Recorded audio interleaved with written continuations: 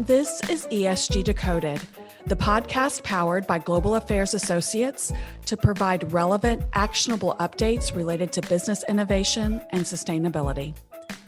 Join Caitlin Allen and Amanda Hsieh of Global Affairs Associates for thoughtful, nuanced conversations with industry leaders that explore the complexities, the risks, and the opportunities connected to all things ESG. I'm Yvonne Harris, a consultant and co-host, and I will be collaborating with Caitlin and Amanda for the discussions that we will present on this podcast. Put simply, ESG is everything that is not on your balance sheet.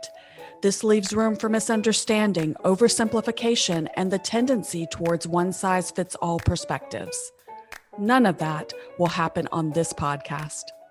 Enjoy this episode. Welcome to ESG Decoded. I'm Amanda Hsieh, and today I'm delighted to have Bob Pilko, the Strategic Relationships Director at Blade Energy Partners with me. Blade Energy Partners is an independent consulting company focusing on overcoming the challenges of complex projects in the energy industry. They provide leading-edge expertise to solve subsurface drilling, completion, production, and material challenges. Bob, welcome to ESG Decoded. How are you today? Well, doing well, thank you. I appreciate the invitation and to be here. Nice to see you. Nice to see you too. I know you as a, may I say, geothermal energy advocate? Yes. Geothermal energy is what a few years ago I used to say was the other energy. And when the alternative energy trend started a few years back, people certainly knew and know of wind and solar. But not that many people are familiar with geothermal energy, and it's actually very easy. It's something that's been there for many years, and it's the heat underneath our feet. So the deeper one goes into the ground, the hotter the ground gets. It's tapping that heat. That's geothermal energy. I think it's easy to understand wind or solar because we can see it. It's above ground. We can see the turbines, Yes. or we can see it in the panels. And I think that's why geothermal sometimes is, how does that work? Because we see very little of it. It's mostly underground. And tell our listeners, give us an overview of what does geothermal energy production look like today? I know it's not what it was years ago. We're talking now about closed loop systems, but kind of give us an overview and kind of dispel some of those old, get the cobwebs out of what we think geothermal is or was and what it is actually today. Yeah, well, what geothermal was, just to preface it, was tapping the subsurface heat. And in the original applications for housing, it was actually cooling as well. So you would circulate fluids underneath a structure, bring up the heat, or in the summer, you'd actually bring up the cool temperatures. And it was really just known as a heat pump. But today, modern day geothermal is going much deeper to very hot areas. And the oil and gas industry is perfect for that because since the oil and gas industry drills down extremely deep, we are quite familiar with the fact that deeper depths mean higher temperatures. And temperature relates to enthalpy, which relates to energy. And even though in an oil and gas well, high temperature meant some challenges, here with geothermal energy, it's a benefit because it's bringing up not just the potential products of oil and gas, but can also bring up that heat, which can be used directly at surface, like the original geothermal, or maybe brought to surface and then converted to electricity for use locally or maybe even production into the grid. So there's an opportunity to co-produce the oil or gas that is coming out, but also that geothermal heat or energy. That's pretty cool that you get basically two out of one. Yeah, what we have is a double product, and a double product that has tremendous use. And, one of the things about wind and solar that was really important to me is those types of renewables is it broke the water energy nexus. And that's kind of the one that, especially now that we have kind of Texas West, we're in, drought basically. when we're thinking about what is the best use of water. But tell me now about the new closed loop geothermal energy systems. How water intensive are there? Is there that same concern that we have with like maybe nuclear or LNG or coal-fired plants? Or is it, decoupling that water energy nexus? Closed loop geothermal is a system whereby you're not bringing the subsurface fluids to surface. And in a historical geothermal system, you'd be bringing up everything the formation can produce. In a closed loop system, you actually keep everything down whole. It would not be appropriate for co-production, but it would be appropriate for just heat production.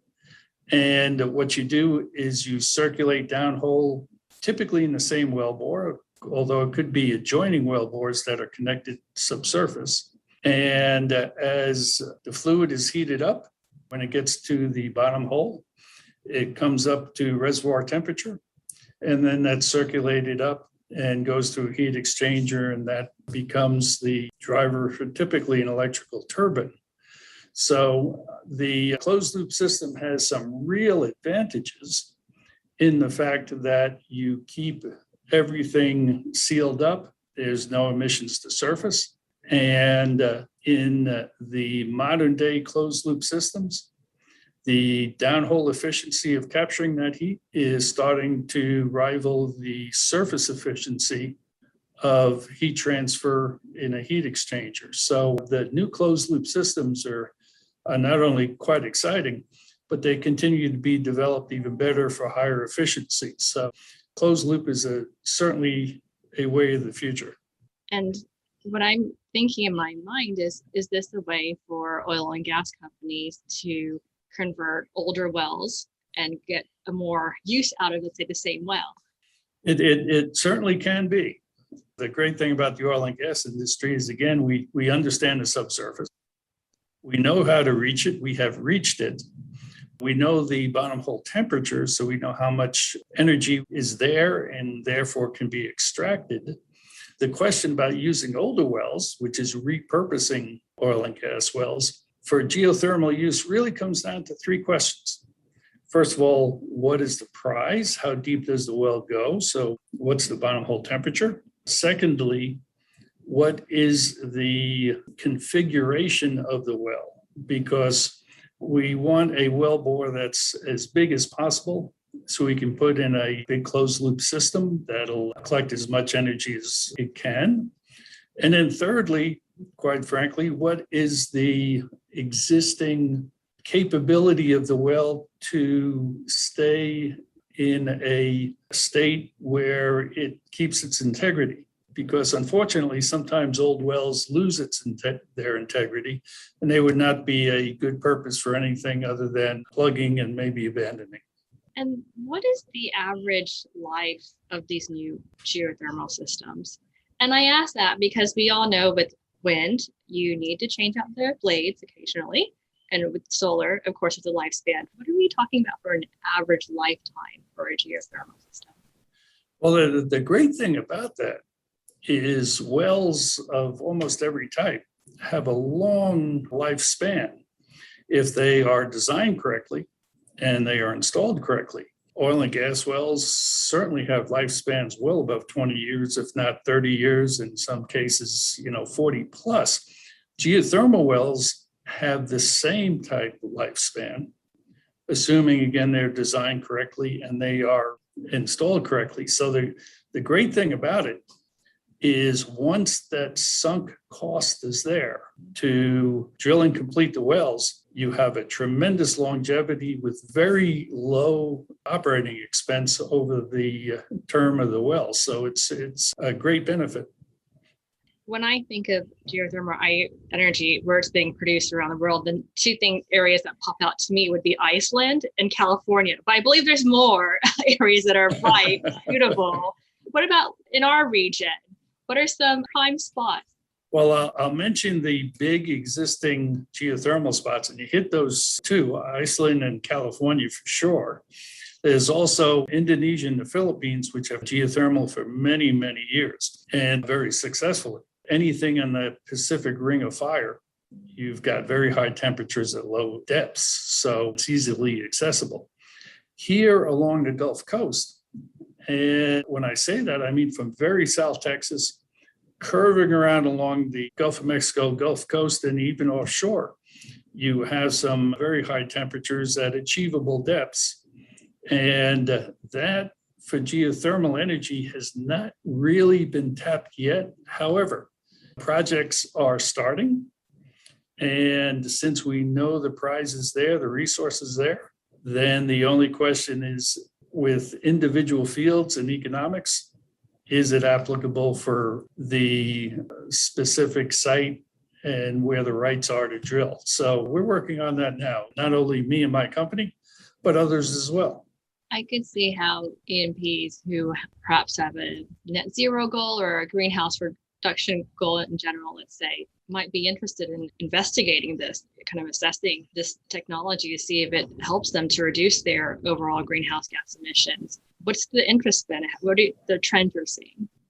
Great question, because this year, it actually started last year with ESG really coming into the view of independent E&Ps and super majors as well. Geothermal can stand on its own. However, you also have the ESG benefit of a non-polluting and a non-emission resource that provides benefits on its own, but also the additional benefit to reduce tier 1, tier 2, and even tier 3 emissions. It's really brings much into the equation. And it was about February last year, soon after the World Economic Forum, that we started to get calls from independents and others, specifically because of that ESG benefit. You often speak around town, and I know we've been very busy recently speaking at OTC, also at Pivot 2021. Any big highlights you could share with us? Anything exciting, anything big highlights that you took away from those conferences? I'll first mention Pivot 2021. It was the second year for the Pivot series. And for those who don't know, the Pivot series is organized by the University of Texas, Geothermal Entrepreneurial Organization, which is partially funded by the Department of Energy. Last year, there were 7,500 people from all over the world who called in a full schedule of 8 to 5, Monday to Friday presentations. This year built on top of that. And I don't know the count this year. Don't get me wrong, but I think it was about double the number of participants. So it shows not only the interest, but the benefits of geothermal is really being understood throughout the oil and gas industry, but also throughout the power industry and throughout others as well. So the understanding of what geothermal is, what it can do, and what it can do for others is really spreading on a broad basis. Bob, we talked about the technical. There's obviously an economic element to assessing geothermal energy. What else do we need to really bring more geothermal projects on board to realize them? Well, yes, the technical is, how to capture the prize and bring it to surface and use it. The economics, and this is one reason why existing oil and gas wells and fields help, because much of the infrastructure is there. The other thing is the regulatory. And that is not something some people think of, but when you have an existing oil and gas field or an existing industrial area, you have the permits, you have the rights of way, you have ingress, egress, you have so many things that are already in place. Yes, it's infrastructure, but more than that, you have the regulatory permits. And so often all that is on private land, even though the permits you would have gotten from the regulatory authorities. So it makes it so much easier and so much faster to tap the subsurface resource. Unfortunately, some potential great fields are on federal lands, And the federal permitting process is just a nightmare.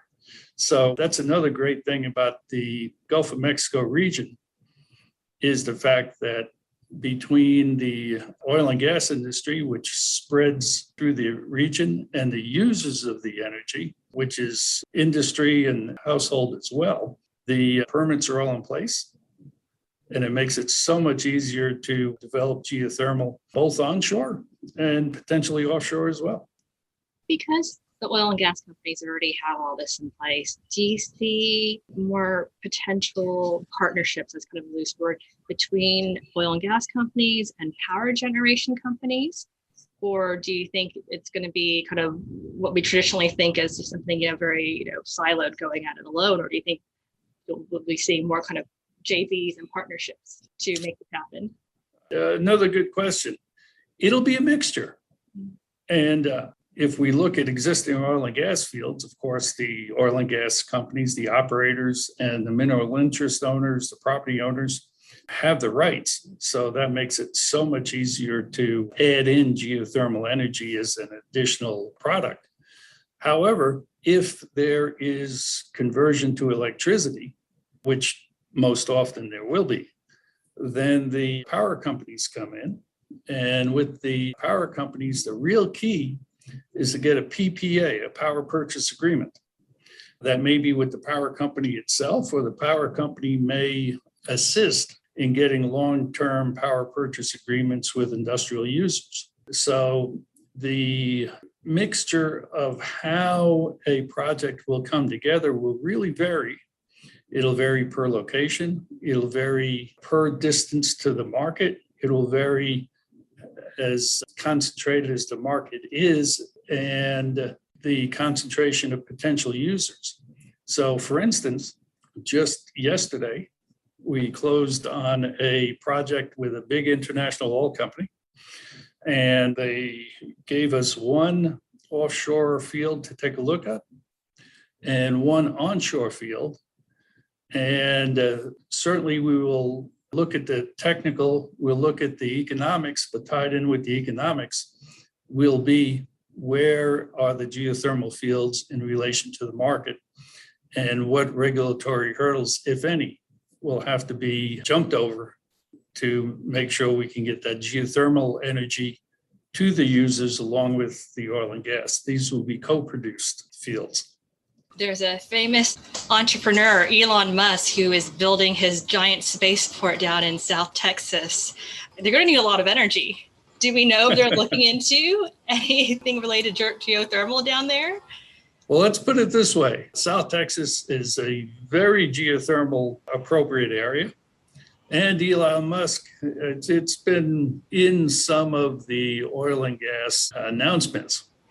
Not only acquired a small independent oil company, but also a land demand company to establish rights. And what we would like to do is add geothermal energy to that. One reason why they were looking at an oil company is actually for natural gas to feed into his spaceport. And when you split natural gas, you get hydrogen, which of course fuels rockets. But we would love to also provide geothermal energy, which can provide electricity to the spaceport, maybe direct heat for some of the facilities there. We'll see how that works out. Bob, if Elon Musk or anyone else wants to contact you, what website, social media, how should they get a hold of you?